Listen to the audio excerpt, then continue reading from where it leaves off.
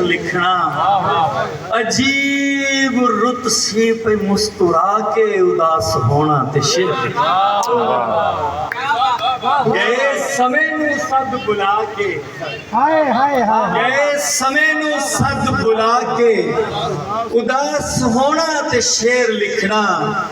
अजीब रुत सी पे मुस्कुरा के उदास होना ते शेर लिखना। और हुजूर नासिर मजीद साहब उदास मैनू न वेख सकदी किसे दी अख सी उदास होंदी किसे दी अख तो मैं लुक लुका के उदास होना ते शेर उदास मैनू न वेख सकदी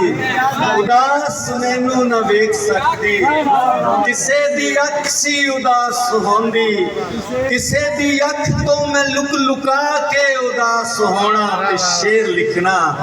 और जदों वे यादां दे दीप बलने नमाज फिक्रां दी नीत लैनी तेरे खता नू जिगर न ला के उदास होना ते शेर लिखना। तेरे खता नू जिगर न ला के उदास होना ते शेर लिखना। और जिस दरिया दे पानियां ने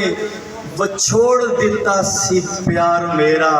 ते उस दरिया दी मन ते जाके उदास होना ते शेर लिखना। और उदासियां दी जनाबे सरवर साहब उदासियां दी ए भीड़ सारी मेरे वजूदों गुजर रही सी मैं घर दी कंधां ते अख टिका के उदास होना ते शेर लिखना। तेरी सूरत आखिरी गजल दे दो चार शेर तेरी सूरत जद सी मेरिया नजरां विच चानण दी सरहद सी मेरिया नजरां विच तेरी सूरत जद सी मेरिया नजरां विच चानण दी सरहद सी मेरिया नजरां विच ते मैनू तेरे नाल मुहब्बत हुई सी पर दी एक हद सी मेरिया नजरां मैनू तेरे नाल मुहब्बत हुई सी पर इसदी एक हद सी मेरिया नजरां विच। और मैं किंज ओदे सावें लिख के बह जांदा मेरा अपना कद सी मेरिया नजरां विच मैं किंज ओदे सावें लिख के बह जांदा मेरा अपना कद सी मेरिया नजरां विच। और हुजूर इको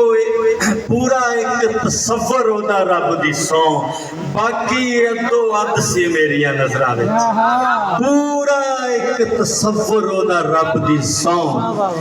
ते बाकी अदो अद सी मेरिया नजरां विच। दिल मर जाना पिंड नू खिंची जांदा सी शहर च मंजर वध सी मेरिया नजरां विच ते ओनू भी ते दर्द किसे दा मार गया ओनू भी ते दर्द किसे दा मार गया ओ जेड़ा सरमद सी मेरी